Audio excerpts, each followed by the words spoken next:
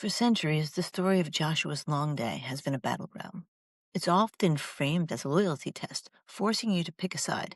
Either you believe the Bible is scientifically accurate in a modern sense, meaning the earth literally stopped spinning, or you believe it's a fairy tale. Faith on one side, reason on the other. But what if that's a false choice? What if, by trying to cram this ancient story into the mold of the 21st century's scientific report, we're the ones creating the problem? What if we're completely missing the profound truth that it was meant to convey all along? This isn't just about one bizarre story in the Old Testament.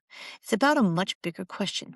How do we even read the Bible? For so many people, the pressure to defend the literalistic reading of every single verse, no matter what, creates an agonizing tension. It's a pain point that pushes many, especially those taught that certainty equals strength, right into a crisis of faith. They're made to feel like they have to choose between their intellectual honesty and their devotion to God. This sense that you have to sacrifice your mind to save your soul has caused countless people to walk away from their faith. Not because they reject God, but because they can't live with the cognitive dissonance required for a certain style of interpretation.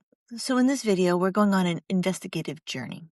A fundamental misunderstanding of what this ancient story is and what it is trying to do has manufactured an avoidable crisis for millions. We're going to validate that feeling of crisis, look at the text honestly, and see if there's a third way, a more intellectually robust, historically grounded, and ultimately more faithful way to read this incredible story. Let's start by laying out the problem. We find in the book of Joshua, chapter 10, the Israelites are in a brutal battle against a coalition of 5 kings. As the fight rages and the enemy starts to run, Joshua realizes he's running out of daylight to secure a total victory. So, in front of all of Israel, he prays a truly audacious prayer. The text says, "Sun, stand still over Gibeon, and you, moon, over the valley of Aijalon." And then the Bible records one of the most astonishing events in its pages. The sun stood still, and the moon stopped till the nation avenged itself on its enemies. The sun stopped in the middle of the sky and delayed going down about a full day. For any modern reader, this is where the needle scratches right off the record. We know that the sun doesn't move across our sky. The earth rotates. For the sun to stand still, the entire planet would have to slam on the brakes. The scientific implications of that, to put it mildly, are staggering. If a planet spinning over 1,000 miles per hour at the equator suddenly stopped, the law of inertia means that everything not nailed down, oceans, air, buildings, us, would be flung eastward at a catastrophic speed. The resulting friction and energy release would create an extinction level event, not just some extra daylight for a battle. So the conflict is set. On one side, you have the plain reading of the text. On the other side, the known laws of physics. And this is a crisis. This is a loyalty test. Do you believe God can perform miracles that suspend the laws of nature he created? Or do you trust that the science tells you this is impossible without destroying the world? This is the battleground where faith and reason are positioned as mortal enemies. And it's a battle that has produced a lot of spiritual casualties. But what if the whole fight is based on a bad premise? What if we're asking the text a question never set out to answer? Section 1, the investigation. Unpacking the crisis. To start our investigation, we have to admit the crisis is legitimate. It's not foolish or unfaithful to read Joshua 10 and feel a deep sense of intellectual whiplash. In fact, it's the natural result of being a modern person who takes both the Bible and the world seriously. The way the story has been framed for generations has practically guaranteed this conflict. Let's break down its moving parts. First is the pressure of biblical inerrancy, or more specifically, a particular version of it called concordanism. Concordanism is the belief that for the Bible to be true, it has to line up or be in concord with modern science. This assumption backs readers into a corner. When a passage like Joshua 10 seems to contradict science, the concordist has 2 moves: invent a convoluted scientific explanation for how the miracle could have happened, or just declare that God suspended the laws of nature entirely. This leads to a whole cottage industry of apologetics trying to solve the problem. You'll hear theories about God slowing the Earth's rotation while simultaneously preventing all the cataclysmic side effects. You'll hear about localized light-bending miracles or complex astronomical events, even though the text says the sun remained visible, not that it was hidden. The famous and complicated, unsubstantiated urban legend of NASA computers finding a missing day in their celestial calculations arose out of this very pressure to make the Bible a science textbook. While these efforts come from a sincere place, they often create more problems than they solve. They implicitly agree that the Bible must be judged by the standards of scientific document. They put God on trial in the courtroom of modern science, with believers scrambling to act as his defense attorneys. This is an exhausting posture, and for many, it feels intellectually dishonest. It hints at a lack of confidence in the text itself, as if it needs our clever, after-the-fact scientific justification to be true. The second part of the crisis is the fear of the slippery slope. For many sincere Christians, the logic goes like this. If Joshua's long day isn't literally scientifically true, then what else is it? If the sun didn't really stand still, did Jesus really walk on water? Did he really rise from the dead? If I say one part is just poetry, doesn't my whole faith crumble? This is a real and understandable fear. It's rooted in the idea that the Bible is a flat text, where every single sentence carries the same kind of truth claim. If the Bible is just one big block of historical fact and scientific data, then pulling out one piece makes the whole Jenga tower unstable. Is this not an example of how the age of reason and enlightenment has influenced the church in a way that maybe isn't healthy? Does the Bible expect us to read a psalm the same way we read a legal code? A parable the same way we read a historical genealogy?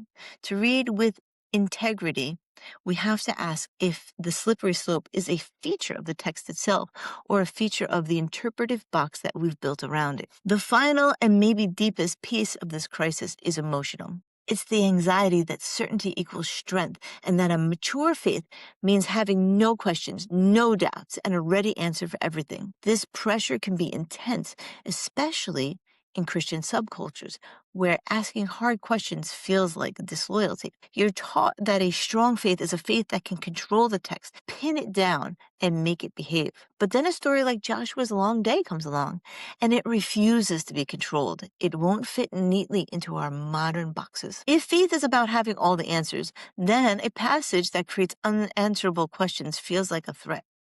That leads to a kind of intellectual fragility, where instead of exploring the text with a humble curiosity, we feel like we have to defend a predetermined conclusion at all costs. That isn't strength at all. It's brittleness. And when life gets tough, brittle things shatter. So the crisis is real. It's a messy mix of interpretive pressures, theological fear, and cultural anxiety. Now that we've validated the problem, we have to turn to the text itself and its own world. We need to ask a different set of questions. Not, how could this have happened scientifically? But what was the original author trying to say to the original audience? That shift in questioning is the key that unlocks everything. Section 2, the investigation. Entering an ancient world. To really get what the story of Joshua's long day is about, we have to do something difficult. We have to leave our 21st century world behind and step into a world of the ancient Near East. The Bible wasn't written to us, but it was written for us.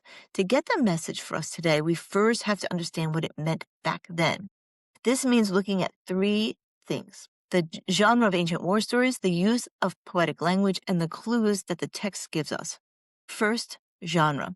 We get this intuitively. We don't read a poem like a car manual. The genre sets the rules. Well, the book of Joshua shares many features with a well-known ancient genre, the conquest account, or royal inscriptions.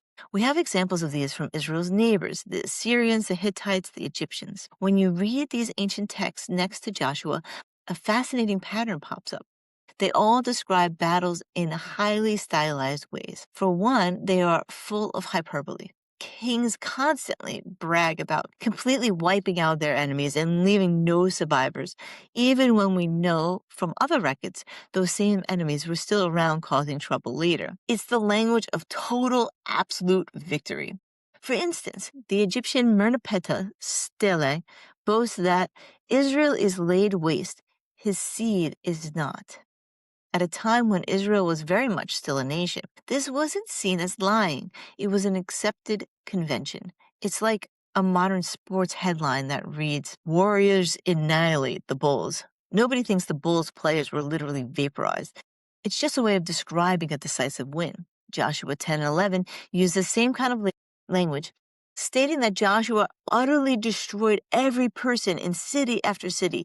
Yet the book of Judges makes clear a few pages later, many of those same people were still in the land. One powerful way to understand this tension is that the author isn't contradicting himself. He's using an established literary language of his day to make a theological. In a world of exaggerated, stylized battle reports, a miraculous event with the sun and the moon fits right in. It serves the same purpose as the hyperbole, to elevate the victory, to credit it to the nation's God. It's a literal and theological exclamation point, not a dispassionate scientific observation. Second, we have to understand the language itself. The Bible is written from the perspective of a human on the ground. It uses what's called phenomenological language. It describes things that appear to be. We do this at the time. Your weather forecast talks about sunrise and sunset, and you don't call a TV station to complain that they're promoting a pre-Copernican geocentric view of the universe. You understand they're using common language of appearance. The Bible does the same. Biblical authors talk about four corners of the earth or the pillars of heaven. They weren't writing a cosmology textbook. They were using the everyday descriptive language of their time. So when Joshua commands the sun to stand still, he's using the language of appearance. From his perspective, the sun moves across the sky. To demand that his words conform to a heliocentric scientific framework is inaccurate. It's like judging Shakespeare for not writing 21st century English. This brings us to the third and most decisive clue. Right in the middle of the account, in verse 13, the author drops a footnote. He says, is this not written in the book of Bashar? This is a critically important but often overlooked detail. What is the book of Bashar? While the book is now lost, scholars can make an educated guess. The name translates to the book of the upright or book of the just. It's mentioned one other time in the Old Testament, where it's cited as a source for David's poetic song about the death of Saul and Jonathan. From these two references, the scholarly consensus is that the Book of Bashar was some kind of ancient collection of heroic poems and national songs celebrating the great deeds of Israel's heroes and God's victories. It seems to have been a well-known hymn book or anthology of epic poetry. It wasn't a book of history or science, it was a book of songs. Think about what it means. The author of Joshua, in the middle of his historical narrative, pauses to quote from a book of poetry to illustrate how big God's intervention was. He's basically saying, this victory was so incredible that the poets wrote songs about it. Here's a verse. He isn't trying to provide scientific proof. He's embedded a piece of celebratory art to convey the emotional and theological weight of the moment. By forcing this poetic celebration to be a literal scientific account, we aren't taking the Bible more seriously, we're taking it less seriously, because we're ignoring the literal context it gives us. We're flattening a multi-layered narrative into a one-dimensional, brittle proposition. The real point of the text isn't to teach us astronomy. The real point is theological, and to see that we have to move from investigation to revelation. Section 3, the revelation. A crisis of interpretation. After our journey through the science, the history, and the literary clues, we get to the heart of it. The central revelation is this. The story of Joshua's long day was never meant to be a scientific report. Forcing it to be one creates a totally avoidable crisis of interpretation. The problem isn't a conflict between faith and reason. It's a conflict between an ancient text and a modern, often unexamined expectation of how it should behave. What we're dealing with is a crisis of hermeneutics. the way we interpret things. For many, a method of interpretation called literalism has become the same thing as faithfulness. Reading the Bible with integrity doesn't mean reading every word as a flat historical fact. It means reading the text as it asks to be read. It means letting poetry be poetry, prophecy be prophecy, and apocalyptic writing be apocalyptic. When we refuse to do this, when we demand that every verse fit our single rigid standard, we aren't honoring the Bible. We're trying to tame it rather than submitting ourselves to the world of the text. It's the careful work of studying language and history to understand what the author is trying to say, as opposed to reading our own ideas, our own biases into the text. The author wasn't trying to explain the solar system. He was trying to say something powerful about God. But insisting he answer our questions, we missed the answer he was actually giving to his own questions. So, what was the theological point? The story's purpose is profound, and it works on at least two levels. First, a story about God's faithfulness to his people in a moment of crisis. Joshua, facing an overwhelming enemy force, acts in bold faith based on God's promises. Do not fear them, for I have delivered them into your hands. This wild prayer for the sun to stand still is an act of radical trust. The story's climax at verse 14 notes, isn't just the miracle itself, but that there has never been a day like it before or since, a day when the Lord listened to a human being. The story is a monument to the idea that God fights for his people and he listens to those who trust him. Second, and perhaps even more profoundly, the story is the theological polemic. A polemic is a strong attack on an idea or belief. In the ancient world, the sun and moon weren't just balls of rock and gas. They were powerful God. The Canaanites, Egyptians, and Mesopotamians all worshipped prominent sun and moon deities who they believed controlled human destiny and the outcomes of battles. Now picture the scene. Joshua, who serves Yahweh, stands on the battlefield and issues a command to the gods of his enemy. He tells the sun god and the moon god to halt, and they obey. This isn't just cosmic energy, it's an act of divine humiliation.